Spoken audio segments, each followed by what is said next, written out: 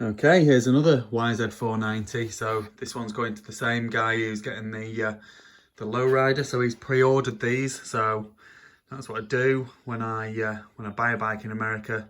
They're available to pre-order. You can send me a £250 deposit. If you change your mind at any stage from when you send the deposit to when the bike lands and you have a look at it, if you change your mind, I'll give you your deposit back and it'll be available for someone else to buy. So it's a fully refundable pre-order deposit. So yeah, so this guy likes his 490s. He's had a couple of others off me before. The lowrider that he's getting is a 1988. This one is a 1987. And other than the desert tank and this missing side panel, this bike is in pretty good order, really. So I turned it over before, and masses of compression, which is always a good sign. So I've got the plug out at the minute.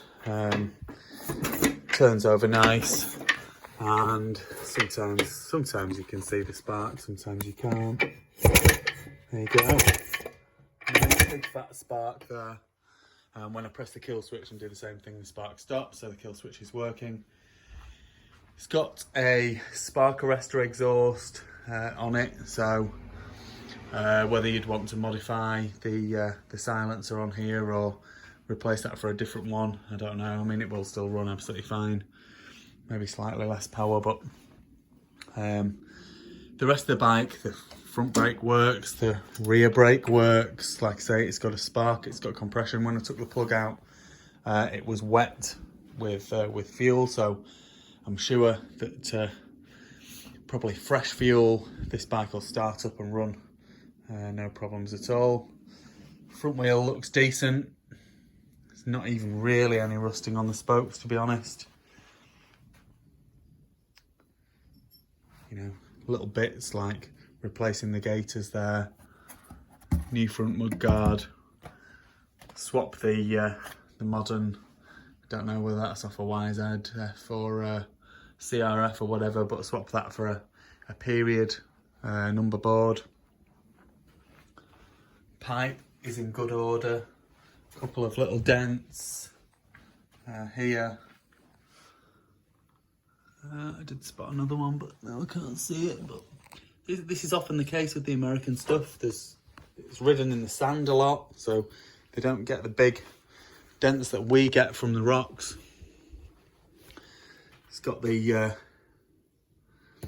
boost bottle, as people call it, and it's got the original rubber to hold it, so that's a good sign. I think the carb is leaking a little bit because there's moisture here. I think that'll be fuel. It looks wet. It looks wet around the base of the carb there, so I'm assuming it is the carb that's leaking. And then we'll do the gearbox test. Let me just set that up there so you can see. So it's the front sprocket you want to be looking at, really. And listening, obviously. Got the plug out again, so it's in neutral at the minute. As you can hear, that's now in first. Back up to neutral. Second, third, fourth, fifth. That's the top of the gearbox, won't go any further. Back down to fourth, third, second, first, back up into neutral. So it's got all of its 5 gears there. And selecting them fine. Yeah, this bike will clean up nice. It's a good solid base for a restoration, really.